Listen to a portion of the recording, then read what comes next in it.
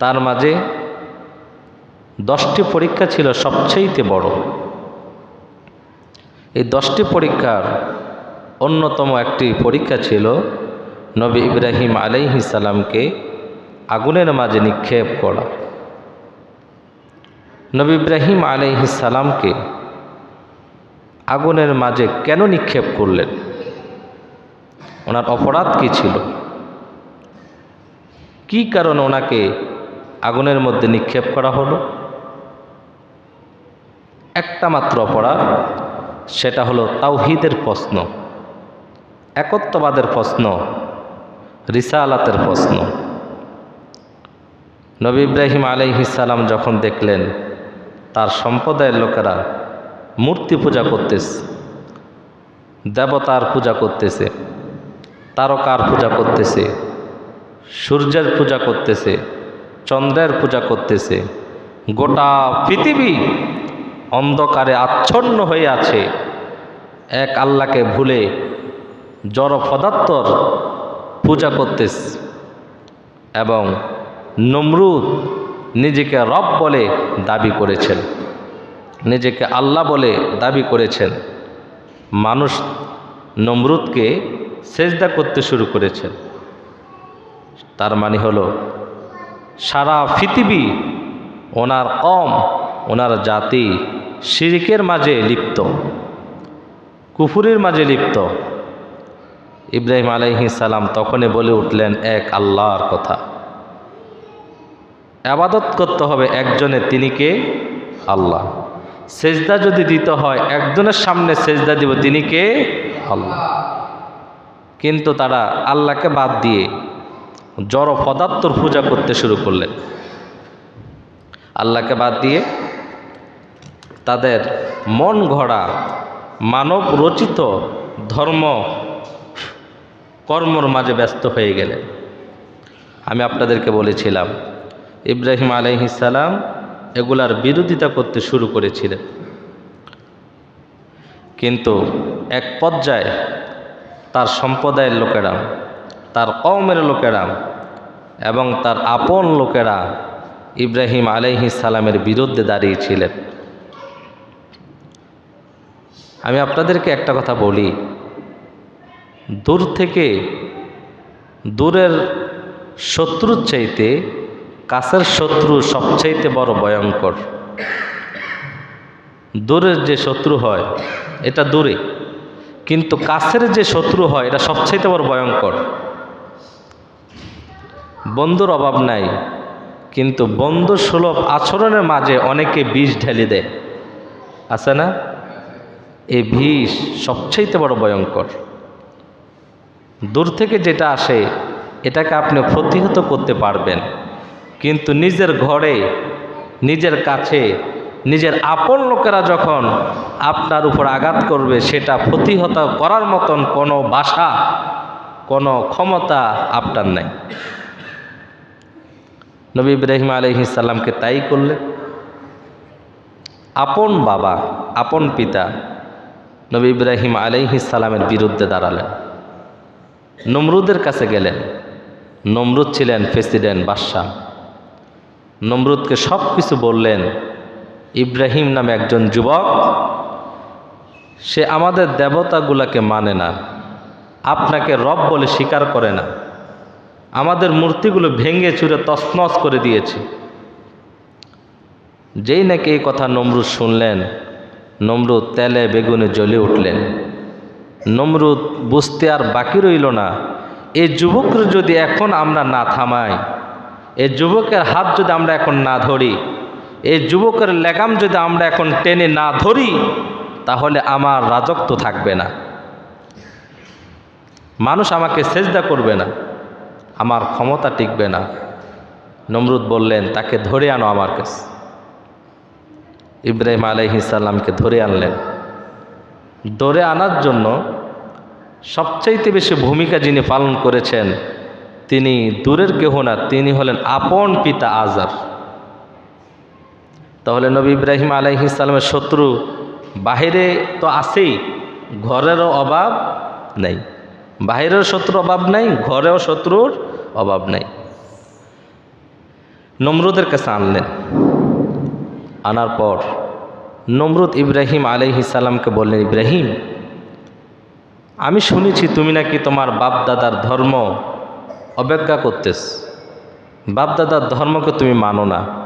আমি তাও শুনেছি তুমি নাকি আমাকে রব বলে স্বীকার করো না, কারণটা কি?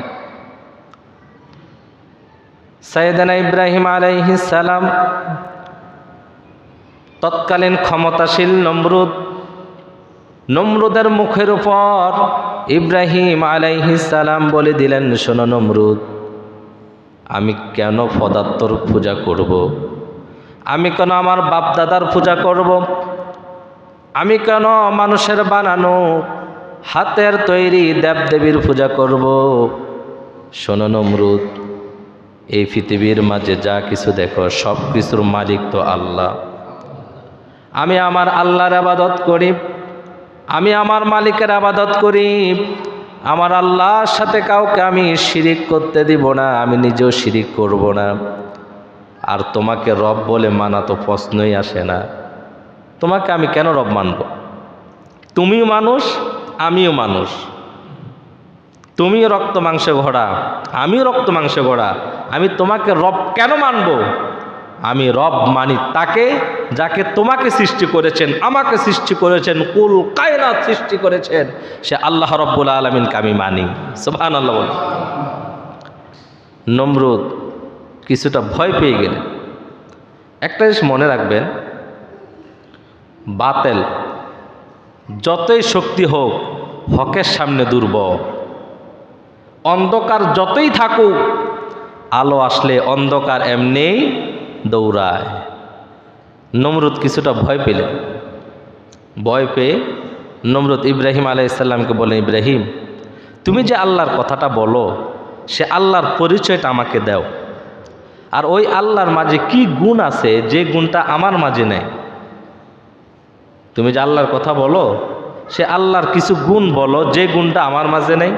আচ্ছা বলেন তো, মগা কইলটা কি? কোথায় স্রষ্টা আর কোথায় সৃষ্টি? নমরুদে বানাইছে কে? আল্লাহ। আর সে নমরুদ বলতেছে তুমি যে আল্লাহর কথা বলো সে আল্লাহর মাঝে কি গুণ আছে যে গুণটা আমার মাঝে নেই? ইব্রাহিম আলাইহিস সালাম বললেন, ঠিক আছে, এতক্ষণে লাইনে আসতেছে, বুঝাচ্ছি। কি বললেন? সেই কথাটা আল্লাহ রব্বুল আলামিন কোরআনের মধ্যে বলে দিয়েছেন। সাইয়েদনা ইব্রাহিম আলাইহিস সালাম নমরুদকে বললেন, শোনো নমরুদ, আমার আল্লাহর পরিচয় শোনো। আমি কোন আল্লাহর ইবাদত করি, কোন আল্লাহকে রব বলে ডাকি শোনো। এই কথা বলে ইব্রাহিম আলাইহিস সালাম বলে উঠলেন, আলম তারা ইলাল্লাযী হাজ্জা ইব্রাহিম ফি রাব্বিহি আন আতাহুল্লাহুল মুলক إذ قال إبراهيم ربي الذي يحيي ويميت قال أنا أحيي وأميت। জোরে বলি আল্লাহু আকবার। ইব্রাহিম আলাইহিস সালাম বললেন, আতাহুল্লাহুল মুলক إذ قال إبراهيم ربي الذي يحيي ويميت। ও নমরুদ শোনো, আমি ওই আল্লাহর ইবাদত করি যে আল্লাহ রব্বুল আলামিন জীবন দান করেন এবং মৃত্যু দান করেন। আমি ওই আল্লাহর ইবাদত করি যে আল্লাহ জীবন দেন এবং মৃত্যু দেন। জীবনের মালিক কে? হায়াতের মালিক কে? রিজিকের মালিক কে? নমরুদকে বললেন, নমরুদ, আমি ওই আল্লাহর ইবাদত করি যে আল্লাহ রব্বুল আলামিন জীবন দান করেন আবার মৃত্যু ঘটান। আমি ওই আল্লাহর ইবাদত করি। নমরুদ কি বললেন জানেন? নমরুদ বললেন, কলা, নমরুদ বললেন, কলা আনা ইউহি ওয়া ইউমিত। ইব্রাহিম, আমিও তো জীবন দেই, আমিও তো মরণ দিই। এই কথা বলে দুইজন লোককে ধরে আনলেন। একজন বিনা অপরাধী নির্দোষী লোককে জল্লাদের হাতে তুলে দিলেন, বললেন তাকে এক্ষুনি কতল করো। কতল করা হলো। আরেকজন লোক ধরে আনলেন, ওই লোকটা ছিল আসামি, ফাঁসির দণ্ডপ্রাপ্ত আসামি, তাকে মুক্তি দিলেন। দেওয়ার পরে নমরুদ ইব্রাহিম আলাইহিস সালামকে বললেন, ইব্রাহিম, আমিও তো মৃত্যু দিলাম, আমিও তো জীবন দিলাম, আচ্ছা এটা কি মৃত্যু দেওয়া হলো? নমরুদ যে কাজটা করলেন, একজনকে ছাড়লেন, আরেকজনকে হত্যা করলেন, এটার নাম কি জীবন দেওয়া আর মৃত্যু দেওয়া? না। ইব্রাহিম আলাইহিস সালাম বুঝলেন এটা হচ্ছে 1 নাম্বার গবেট, এটারে বুঝাইতে হলে আরও কিছু বলতে হবে।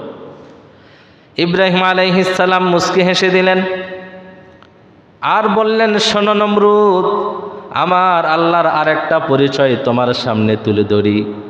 এই কথা বলে ইব্রাহিম আলাইহিস সালাম বলে উঠলেন, ফাইন্নাল্লাহা ইয়াতি বিশ-শামসি মিনাল মাশরিকি ফাআতি বিহা মিনাল মাগরিবি ফাবুহিতাল্লাযী কাফার। ইব্রাহিম আলাইহিস সালাম বললেন, ফাইন্নাল্লাহা ইয়াতি বিশ-শামসি মিনাল মাশরিক, ওরে নমরুদ, আমি ওই আল্লাহর ইবাদত করি যে আল্লাহ রাব্বুল আলামিন পূর্ব দিগন্তরে সূর্য ওঠান। তুমি তো নিজেকে রব মানো, তুমি তো নিজেকে রব দাবি করো। তুমি যদি রব হয়ে থাকো রে নমরুদ, দেখি তুমি পশ্চিম দিক থেকে সূর্যটা উঠাও। তুমি নিজেকে রব দাবি করো, তুমি নিজেকে আল্লাহ দাবি করো, আমার আল্লাহ তো পূর্ব দিক থেকে সূর্য উঠায়, আর তুমি কেমন আল্লাহ দেখি পশ্চিম দিক থেকে সূর্যটা উঠাও। আল্লাহু আকবার বলবেন না? আরো জোরে বলে আল্লাহু আকবার। ইব্রাহিম নবী বললেন, আমি ওই আল্লাহর ইবাদত করি যে আল্লাহ পূর্ব দিকে সূর্য উঠায়। তুমি তো নিজেকে রব দাবি করো। বলে হ্যাঁ, তাহলে তুমি পশ্চিম দিক থেকে সূর্যটা উঠাও তো দেখি। নমরুদ পারবে? কথা বলে নমরুদ উঠাইতে পারবে? নমরুদ অবস্থাটা কি হয়েছে এই কথাটা আল্লাহ আবার কোরআনে তুলে ধরেছে। তখন নমরুদের অবস্থা হয়ে গেল, ফাআতি বিহা মিনাল মাগরিবি ফাবুহিতাল্লাযী কাফার আল্লাহু লা ইয়াহদিল কওমাজ জালিমিন। ঠিক ওই মুহূর্তে নমরুদের মাথাটা নিচু হয়ে গেল। নমরুদ হতভম্ব হয়ে গেলেন, বেকুব হয়ে গেলেন। বেকুবের মতন নমরুদ মাথাটা নিচের দিকে তাকাই রইলেন, কোনো কথা বলতেছে না। আর সারা দেশের মানুষ তো দাঁড়ায় আছে, ইব্রাহিম নবীর সমস্ত কথাগুলো শুনতেছে কি শুনতেছে না? শুনতেছে না? মানুষ বলে, আরে তারে আমরা রব মানতাম, এখন সে তো ইব্রাহিম নবীর কোনো কথার উত্তরই দিতে পারে না। ইব্রাহিম তো সঠিক বলতেছে, ইব্রাহিম যে আল্লাহর ইবাদত করে ওই আল্লাহ তো পূর্ব দিক থেকে সূর্য উঠায়। এখন আমরা নমরুদকে রব মানি, চাই নমরুদ পশ্চিম দিক থেকে সূর্য উঠাক। নমরুদ চুপ করে রইলেন। ইব্রাহিম আলাইহিস সালাম মনে করলেন, হয়তোবা নমরুদ অথবা তার জাতি ঈমান আনবেন, কিন্তু তারা ঈমান আনেন নাই। ঈমান তো আনেন নাই, বরং বিপরীত হয়ে দাঁড়ালেন। নমরুদ চিন্তা করলেন, নমরুদের কানে কানে ইব্রাহিম আলাইহিস সালামের বাবা গিয়ে বলতেছে, খোদা আমাদের নমরুদ, তারে আর ছাড়া যাবে না। কে বলতেছে? বাবা বলতেছে, ও নমরুদ, ও বেবিলনের খোদা, ও আমাদের প্রভু, ও আমাদের খোদা, আমার ছেলে ইব্রাহিম হলে কি হয়েছে, তাকে আর ছাড়া যাবে না। নমরুদকে আমি তো তারে ছাড়বই না। তার কারণ হলো, ইব্রাহিম যেমনে মানুষের সামনে আল্লাহর কথা বলে, আমরা কেউ জবাব দিতে পারি না। বাস্তবে তো আল্লাহর বিরুদ্ধে কেউ কি জবাব দিতে পেরেছে? পারে নাই। আল্লাহি আল্লাহ পাক বলেছেন, আল্লাহু লা ইয়াহদিল কওমাজ জালিমিন, যারা জালেম তাদেরকে আল্লাহ পাক হেদায়েতের রাস্তা দেখান না। নমরুদ বৈঠক করলেন, মিটিং করে বললেন, ইব্রাহিমকে আর ছাড়া যাবে না, ইব্রাহিমকে আর এইভাবে ছেড়ে দিতে পারি না, ইব্রাহিমকে আটক করো, গ্রেপ্তার করো। আমার মুসলমান ভাইয়েরা, সারা জীবন শুনেছি ইব্রাহিম আলাইহিস সালামকে আগুনের মধ্যে নিক্ষেপ করেছেন। কেন নিক্ষেপ করেছে আজকে বলে দিলাম। নমরুদ শেষ পর্যন্ত মিটিং বসালেন, বলে ইব্রাহিমকে কিভাবে মারা যায়। এক একজন এক এক পরামর্শ দেয়, কিন্তু ইব্রাহিমের বাবা বলে, না, ইসমাইলকে ইব্রাহিমকে এইভাবে ছাড়া যাবে না, তাকে যদি হত্যা করতে হয় তাহলে আগুনের মাঝে জ্বালাও, আগুনের মাঝে জ্বালাও। যেমন কথা এমন কাজ, বিশাল বড় আগুনের কুণ্ডলী বানালেন, অনেক দিন ধরে আগুনের তাপ প্রয়োগ করলেন। এখন ইব্রাহিম আলাইহিস সালামকে আগুনের মধ্যে নিক্ষেপ করবে, আগুনের কাছে যাইতে পারে না, এত আগুনের তাপ। এখন সরকি বানালেন, সরকির মাঝে উঠাইয়া দূর থেকে নিক্ষেপ করবেন। তার পূর্ব মুহূর্তে ইব্রাহিম আলাইহিস সালামের বাবা নমরুদকে গিয়ে বলে, নমরুদ, আমার ছেলে ইব্রাহিমকে আমি ভালো করে চিনি, তুমি সরকি একটা না 10টা যদি বানাও তারপরে তার আগুনে ফেলাইতে পারবে না। বলে কেমনে? বলে তার শরীর থেকে সমস্ত কাপড়গুলো খুলে ফেলো। নাউজুবিল্লাহ বলবেন না। বুদ্ধি দেয় কে? বাপে। বাপে বুদ্ধি দিতে আছে, কিন্তু ইব্রাহিম নবী একটাবার বাবারে গালি দেয় না, বরং দোয়া করতেছে বারবার, আব্বা আল্লাহ আপনার মঙ্গল করুক, আল্লাহ আপনাকে হেদায়েত দিক। যুবক ভাইরা, এখান থেকে একটা শিক্ষণীয় বিষয় আছে, বাপ যতই অন্যায় করুক বাপের বিচার করবে কে? পৃথিবীর কোনো আদালত বাপ মার বিচার করার অনুমতি দেয়? ইব্রাহিম আলাইহিস সালামের শরীর থেকে কাপড়টি খুলবেন, ঠিক ওই মুহূর্তে আল্লাহ রাব্বুল আলামিন জিব্রাইলকে বললেন, জিব্রাইল, আমার বন্ধুর পরন থেকে কাপড় খুলবে, সেটা কোনো দিন হতে পারে না। যারে জিব্রাইল, যা জান্নাত থেকে জান্নাতি পোশাক নাও, আমার বন্ধুর শরীরের মধ্যে জান্নাতি পোশাকগুলো পরিধান করে দাও। পরিধান করে দেওয়া হলো, আগুনের মধ্যে নিক্ষেপ করবে। তার পূর্ব মুহূর্তে আল্লাহর ফেরেশতা জিব্রাইল আলাইহিস সালাম উপস্থিত হয়ে গেলেন। জিব্রাইল আলাইহিস সালাম এসে বললেন, ওগো আল্লাহর খলিল, ওগো আল্লাহর বন্ধু, আপনাকে আগুনের মধ্যে নিক্ষেপ করে ফেলে দিবে, মুহূর্তের মধ্যে আপনি জ্বলে যাবেন, আপনি আগুনের মধ্যে পুড়ে যাবেন। আল্লাহ পাক আমাকে এত ক্ষমতা দিয়েছে, এত শক্তি দিয়েছে, আমার কাছে সাহায্য চান, আমার কাছে সাহায্য চান। ওই মুহূর্তে আল্লাহর সমস্ত ফেরেশতারা কাতারবদ্ধ হয়ে এই দৃশ্য দেখতেছে, আল্লাহ পাক কি করতেছেন। জিবরাইল আলাইহিস সালাম বললেন, আমাকে সাহায্য চাও। আল্লাহ পাক আমাকে 600টা নূরের পাকা দিয়েছেন, একটা পাকা দিয়ে একটু বাতাস করব, নমরুদ সুদ্দা তার 14 গোষ্ঠী জমিনের সাথে ধূলিসাৎ হয়ে যাবে। ইব্রাহিম নবী সাহায্য চাইছিলেন? চান নাই। ইব্রাহিম নবী বললেন, ওরে জিব্রাইল, সরে যাও, আমার আল্লাহ কি আমাকে দেখে না যে আল্লাহর জন্য আমাকে আগুনের মধ্যে ফেলে দেওয়া হচ্ছে? সে আল্লাহকে আমাকে দেখে না? আমি এমন কোন অন্ধ আল্লাহর ইবাদত করি না যে আল্লাহ তার বান্দার খবর রাখে না। ওরে জিব্রাইল, আমি আগুনের মধ্যে পড়ে যাব, জ্বলে যাব, ভস্ম হয়ে যাব, তাতে আমার কিছু আসে যায় না। কিন্তু রে জিব্রাইল, আগুনের মধ্যে জ্বলার কারণে আল্লাহ যদি খুশি হয়ে যায়, আমি ইব্রাহিম একবার কেন 1000 বার আগুনের মধ্যে জ্বলতে রাজি আছি। সুবহানাল্লাহ। একবার কেন, 1000 বার আগুনের মধ্যে আমি জ্বলতে রাজি আছি, আমার আল্লাহ যদি খুশি হয়। আগুনের মধ্যে নিক্ষেপ করিলেন। আল্লাহ পাক সাথে সাথে আগুনের মাঝে নোটিশ জারি করে দিলেন। রব্বুল আলামিন আগুনকে বললেন, ইয়া নারু কুনি বারদাও ওয়া সালামান আলা ইব্রাহিম। জোরে বলি আল্লাহু আকবার। আগুনকে বললেন, রে আগুন, খবরদার, আমার বন্ধু তোর মাঝে অবস্থান করতেছে, আমার বন্ধুকে স্পর্শ করবি না। হুকুমটা করেছেন কে? নমরুদ ছাদে উঠলেন। ছাদে উঠে চিন্তা করলেন, আমার শত্রু তো শেষ, দেখি আমার শত্রু ইব্রাহিম কেমনে আগুনের মাঝে জ্বলে, দৃশ্যটা দেখি, একটু অনুভব করি। নমরুদ ছাদে উঠলেন। তার রাত প্রাসাদের ছাদে উঠে আগুনের দিকে নজর করে দেখে নবী ইব্রাহিম আগুনের মাঝে হাঁটাচলা করতেছে। সুবহানাল্লাহ। নমরুদ বলে উঠলেন, রে আগুন, সারাটা বছর তোর ইবাদত করেছি, তোকে পূজা করেছি, তোকে রব বলে ডেকেছিলাম, আজকে আমার শত্রু ইব্রাহিমকে তুই কি জ্বালাইতে পারস না? তোর মাঝে কি শক্তি নেই? আগুন মানুষের মতো বলে উঠলেন, এরে নমরুদ, আমার মাঝে শক্তি আছে কি নাই তুই না তোর 14 গোষ্ঠী আয়, মুহূর্তের মধ্যে জ্বালাই দিব। কিন্তু ইব্রাহিমের একটা পশম জ্বালানোর মতন ক্ষমতা আমি আগুনের নাই। সুবহানাল্লাহ। আমার ভাইরা, ইতিহাস অনেক লম্বা। ইব্রাহিম আলাইহিস সালাম আগুন থেকে উঠে আসলেন। কেউ বলেছেন 40 দিন ছিলেন, কেউ বলেছেন 3 দিন ছিলেন। আমরা মতানৈক্যের দরকার না, আগুনে ছিল, আগুন থেকে সুস্থ স্বাভাবিকভাবে উঠেছেন কে? সে আল্লাহ আসেনি?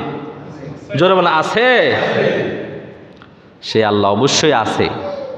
ইব্রাহিম নবী উঠলেন, উনি চলে গেলেন, অভিমান করলেন, এই জাতি আমি আর এই দেশেই থাকবো না, আল্লাহর হুকমে তিনি চলে গেলেন। পরবর্তী ইতিহাস, নমরুদকে আল্লাহ পাক ধ্বংস করেছেন। কেমনে ধ্বংস করছেন? বোমা মারছেন? বড় কোনো কামান পাঠাইছেন? পারমাণবিক অস্ত্র এগুলো পাঠাইছে? সামান্য একটা মশা। ওয়াজও শুনছেন না আপনারা? কি মশা? ল্যাংড়া মশা। এই মশা ওই সময় নাজিল হয়, মশা আগে ছিল না। এ বদমাইশ নমরুদের কারণে মশা দুর্নীতি। মশা আইছে, তার মাথায় ঢুকছে। এখন তার সাথীরে বলতেছে মাথায় বাড়ি দেই। কি দি বাড়ি দিব? যা পাও তাই দি বাড়ি দাও। ছিল খড়ম। খড়ম তো চিনেন? খড়ম চেনেন না আপনারা? অনেক খড়ম চিনবে না। আমি দেখেছি আমার আব্বা খড়ম পায়ে দিছে, এখনও খড়মগুলো আছে, কাঠের খড়ম। খড়ম দিয়ে দিছে মাথায় বাড়ি, একটা দুইটা তিনটা। জোরে বাড়ি দে, জোরেতে দিতেছে, আরো জোরে দে, দিছে জোরে বাড়ি, মাথা গেছে ফাটে। মশাকে তুই মরলে মর, আমি বাঁচি। মশা চলে গেছে, নমরুদ শেষ। আমার ভাইয়েরা, কোরআনের বিরুদ্ধে, ইসলামের বিরুদ্ধে, তাওহীদের বিরুদ্ধে যারা দাঁড়ায়, আল্লাহ পাক তাদেরকে এমনিই ধ্বংস করে। ঠিক কিনা বলেন? মার্কিন সাবেক প্রেসিডেন্ট মিস্টার জাহান্নামের কীট বুশ, এ বুশ মুসলমানদের উপর নির্যাতন করে নাই? কথা বলে না, করে নাই? লক্ষ লক্ষ মুসলমানদেরকে সে হত্যা করেছে ইরাকে, আফগানে, সারা পৃথিবীর মাঝে এত মানুষ হত্যা করে নাই যত মানুষ হত্যা করেছে এই বুশ। সে বুশকে মুসলমান এক সাংবাদিক জোতা পিটা করে নাই? যত স্বৈরাচার আছে, যত জালেম আছে, আল্লাহ পাক তাদেরকে এমনি ধ্বংস করেন ইনশাআল্লাহ। আল্লাহ পাক আরও কিছু খেলা দেখাচ্ছেন। এখন যুদ্ধ চলছে ইরান আর ইসরায়েল। এখন ইসরায়েল বারবার ইরানকে বাপ ডাকে। কি ডাকে? বাপ ডাকে। বাপ ডাকলেও ছাড় হবে না। ইরানের সাথে আমাদের সুন্নি আহলে সুন্নাত ওয়াল জামাতের আকীদার প্রশ্ন আছে, আকীদার ক্ষেত্রে কোনো ছাড় নাই। তবে ইসরায়েলকে ধ্বংস করার জন্য 57টি মুসলিম রাষ্ট্র কাঁধে কাঁধ মিলিয়ে এক হওয়া ফরজ। আমরা চাই সে ইরান, ইহুদি গোষ্ঠী, সে ইহুদি বর্বর জাতি ইসরায়েলকে পৃথিবীর ভূখণ্ড থেকে ধূলিসাৎ করে দেখ, এটা আমরা চাই। আপনারা জানলে অবাক হবেন, সে ইসরায়েলের পক্ষে নিয়েছে কি জানেন? ইসরায়েলের পক্ষে নিয়েছে আমাদের প্রতিবেশী দেশ, যার হাতে গুজরাটের মুসলমানের রক্ত লেগে আছেন, জাহান্নামের আরেক কীট মিস্টার মোদি এবং ব্রিটিশ আমেরিকা। তারা ইসরায়েলের পক্ষে গেছে। ইসরায়েলের পক্ষে যাইলে লাভ হবে কি? আল্লাহ পাক যাকে সাহায্য করে পৃথিবীর কোনো শক্তি সেটা ধরে রাখতে পারে? ইতিমধ্যে বাপ ডাকা শুরু হয়েছে, আরও হবে ইনশাআল্লাহ। ইরানের যিনি ধর্মীয় নেতা আয়াতুল্লাহ আল খামিনি, তিনি বলেছেন, আমি বুড়ো হয়ে গেছি, আমার দেহের এত দাম নাই, যা করবে যুবকরা করতেছে। ইনশাআল্লাহ পৃথিবীর যত শক্তি আসুক, আল্লাহর তাওহীদের সাথে কোনো আপোষ করব না। আল্লাহু আকবার। এটা হলো ঈমান। এটা কি? ঈমান। নমরুদকে আল্লাহ শেষ করলেন, ইব্রাহিম নবী চলে গেলেন। এখানে অনেক কথা আছে। ওনার স্ত্রী এবং ওনার ভাতিজা লূতকে নিয়ে চলে গেলেন। দ্বিতীয় বিবাহ করলেন। ইসমাইল আলাইহিস সালাম পৃথিবীর মধ্যে আসলেন, ইসাক আলাইহিস সালাম পৃথিবীর মধ্যে আসলেন। কিভাবে বিয়ে করলেন এখানে অনেক কথা আছে, আমি আর এগুলো আর বলবো না। উনি চলে গেলেন। এভাবে ওনাকে ইসমাইল নবীকে কোরবানি দিয়েছেন। আমি ইতিহাস বলেছিলাম আপনাদেরকে, মনে আছে আপনাদের? এভাবে চলে গেলেন। মাঝখান দিয়ে ইব্রাহিম আলাইহিস সালাম স্বপ্ন দেখলেন। আল্লাহ পাক ওনাকে স্বপ্ন দেখালেন, আল্লাহর ঘর কাবা ঘর উনি নির্মাণ করতেছে। আল্লাহর ঘর কাবা নির্মাণ করতেছে। তিনি আবার মক্কায় আসলেন। আসার পরে ইসমাইল আলাইহিস সালামকে নিয়ে আল্লাহর ঘর কাবাঘর বানালেন। এখানেও আরও অনেক কথা আছে, আমি এদিকেও যাচ্ছি না। পরবর্তীতে ইসমাইল আলাইহিস সালামকে রেখে ইব্রাহিম নবী আবার ফিলিস্তিন চলে গেলেন। তার মাঝে দিয়ে হজরত হাজেরা এন্তেকাল করলেন। ইসমাইল আলাইহিস সালাম বিবাহ করলেন। ইসমাইল আলাইহিস সালাম বিয়ে করলেন। বিয়ে করে ইব্রাহিম নবীকে চিঠি লিখছেন, বাবা আমি বিয়ে করেছি, আপনার পুত্রবধূ এসে দেখে যাও। ইব্রাহিম আলাইহিস সালাম হঠাৎ করে একদিন বাড়িতে আসলেন। এসে দরজার সামনে দাঁড়িয়ে সালাম দিলেন, আসসালামু আলাইকুম ইয়া আহলাল বাইত। ভিতর থেকে সালামের জবাব তেমন ভালো আসে নাই। ইব্রাহিম নবী সালাম দিলেন আর বললেন, ইসমাইল কোথায়? ভিতর থেকে জবাব আসলো, ইসমাইল কোথায় জানি না। বলে, তোমাদের অবস্থা কেমন? বলে, তেমন ভালো না। তোমরা কেমন খাও? বলে, তেমন খাইতে পারি না। অভাব অনটনের জীবন আমরা পার করতেছি, আমাদের সংসার তত ভালো চলে না, আমাদের সংসার তত ভালো চলে না। তো তোমরা কি খাচ্ছ? এই কোনো রকম খাচ্ছি। ইসমাইল কোথায় জানি না, কবে আসবে তাও জানি না। ভাষাগুলো কর্কশ, কোনো মাধুর্যতা নাই, কোনো আদব নাই, কোনো ভালোবাসা নাই। ইব্রাহিম আলাইহিস সালাম বললেন, মা গো আমি চলে যাচ্ছি, ইসমাইল আসলে বলবা একজন বৃদ্ধ এসেছিল, তাকে আমার সালাম দিবা আর বলবা ঘরের চৌকাঠ ভালো না, ঘরের চৌকাঠ যেন বদলায়। ঘরের চৌকাঠ কথা বলে না, ঘরের চৌকাঠ ভালো না, ঘরের চৌকাঠটা যেন পাতলায়। ইসমাইল আলাইহিস সালাম আসলেন, যেই নাকি বাড়ির মধ্যে পাও রাখলেন, সঙ্গে সঙ্গে ইসমাইল নবী বুঝতে পেরেছেন আমার বাড়ির মধ্যে আমার বাবা ইব্রাহিম এসেছে। কারণ আল্লাহর নবীরা যে রাস্তা দিয়ে হাঁটে, ওই রাস্তা দিয়ে 40 দিন পর্যন্ত জান্নাতি সুঘ্রাণ বের হয়ে থাকে। ইসমাইল নবী এসে বলতেছে, কেউ কেউ এসেছে? বলে, হ্যাঁ এসেছে। কে? বলে, একজন বৃদ্ধ লোক এসেছিল। তাকে বসতে দাও নাই? না। খাইতে দাও নাই? না। সেবা করো নাই? না। কিছুই করো নাই? না, কিছুই করি নাই। কি বলেছে সে? বলে, সে বলেছে তার সব কথা বুঝেছি, একটা কথা বুঝি নাই। বলে, কি কথা বোঝো নাই? বলে, সে বলেছিল ঘরের চৌকাঠ নাকি বেশি ভালো না, ঘরের চৌকাঠ যেন পরিবর্তন করি। ইসমাইল আলাইহিস সালাম বললেন, তুই আমার বাবাকে সেবা করো নাই, তুই আমার বাবার যত্ন নিতে পারস নাই, আমার বাবার মনে কষ্ট দিয়েছস। ঘরের চৌকাঠ মানি তোরে যেন আমি বাদলাই, তোরে যেন আমি তালাক দেই, 1 তালাক 2 তালাক 3 তালাক, যা ঘর থেকে বের হয়ে যা, তুই তোর পরিবারের সাথে মিলিত হ, তোরা আমার আর দরকার নাই। আবার চিঠি লিখছেন, বাবা আপনার ছেলে ঘরের চৌকাঠ পরিবর্তন করেছে, নতুন চৌকাঠ দেখে যা। সুবহানাল্লাহ। নবীদের কথা এরকমই হয়, জ্ঞানী লোকের কথা এরকমই হয়। ঘরের চৌকাঠ যদি বলতো যে ইসমাইল আসলে বইল যে তুমি ভালো না, বউ বলতো? কথা বলে না, বলতো? এমন কথা বলছে, চিঠি লিখছে, ঘরের চৌকাঠ পরিবর্তন, আসেন। আবার আসলেন।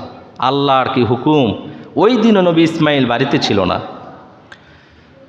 ঘরের সামনে দাঁড়ায় সালাম দিলেন, অনেক সুন্দরভাবে সালামের জবাব আসলো। বলল, মা গো ইসমাইল কোথায়? বলে, ইসমাইল তো বাড়িতে নেই, কোথায় গেল? তাওহীদের দাওয়াত দেওয়ার জন্য এক দেশ থেকে আরেক দেশে তিনি চলে যান, তাবলীগের দাওয়াত দেওয়ার জন্য চলে গেল। ও মা তোমাদের অবস্থা কেমন? বলে, আলহামদুলিল্লাহ আমাদের অবস্থা ভালো। কি খাও? আলহামদুলিল্লাহ যা পাই তা খাই।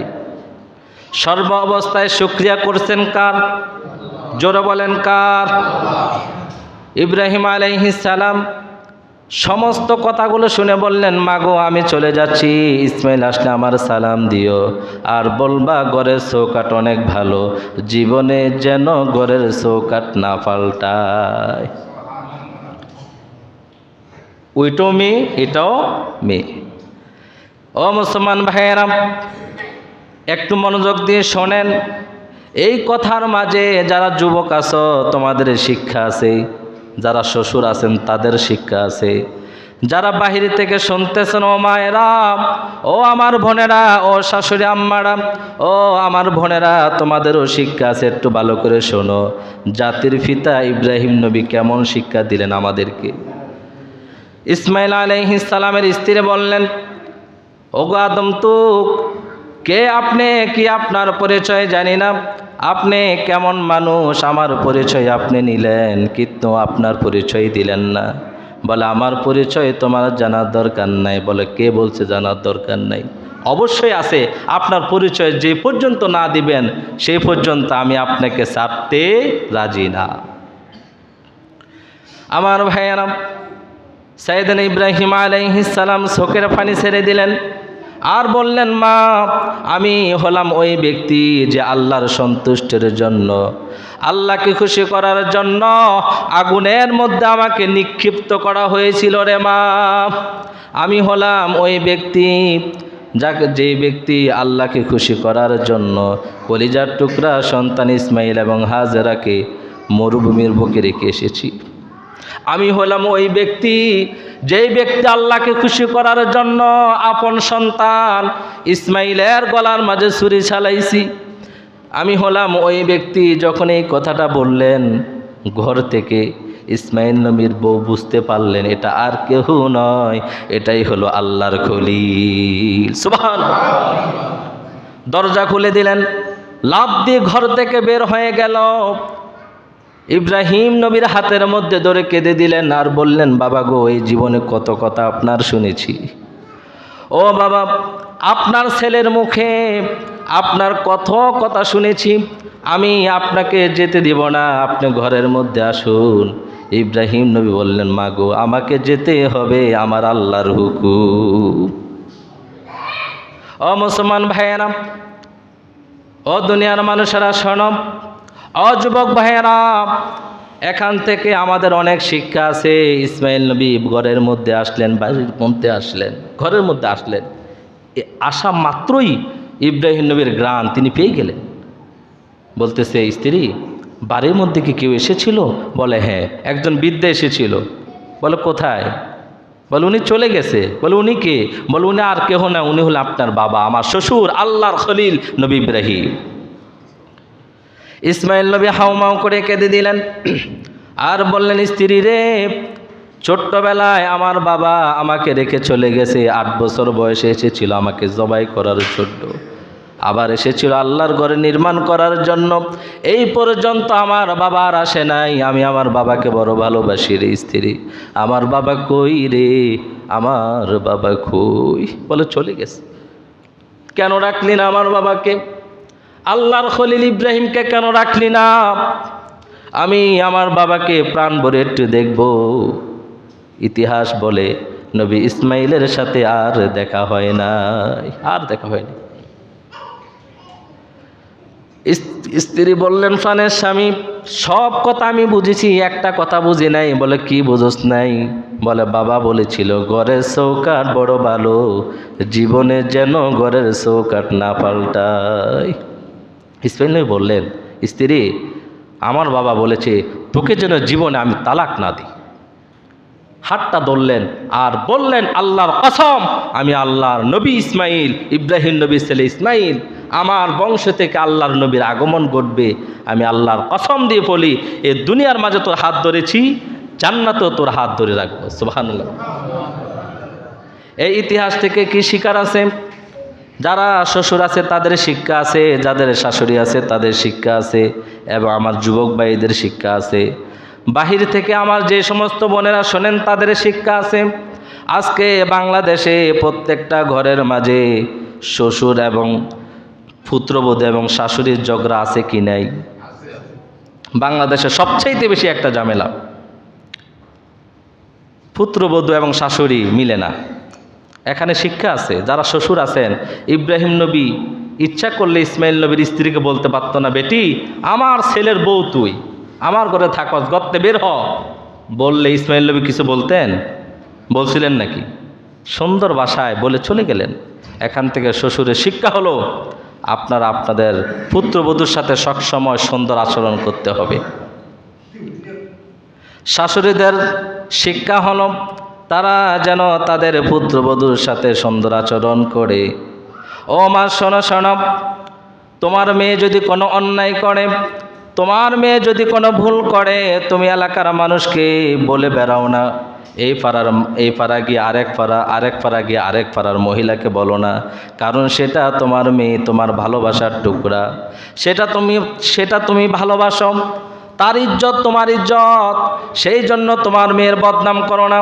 একটা জিনিস মনে রাখবা, যেই ছেলের বউটাকে, যাকে বউ করে তোমার ঘরে এনেছো, সেটাও তো আরেকজনের মেয়ে। তোমার মেয়েকে যেমন ভালোবাসো, তোমার ছেলের বউকে যদি তেমন ভালোবাসো, আর তুমি যদি তোমার ছেলের বউকে তেমন ভালোবাসো, পৃথিবীর এমন কোনো পুত্রবধূ নাই যে তার শাশুড়িকে গালি দিবে। আর যারা পুত্রবধূ, তারাও যদি তার মায়ের মতন তার শাশুড়িকে দেখে, তাহলে পৃথিবীর মধ্যে কোনো ঘরেই শাশুড়ি এবং পুত্রবধূদের মাঝে দ্বন্দ্ব হতো না। হতো? কিন্তু এটা নাই, এটা হচ্ছে না।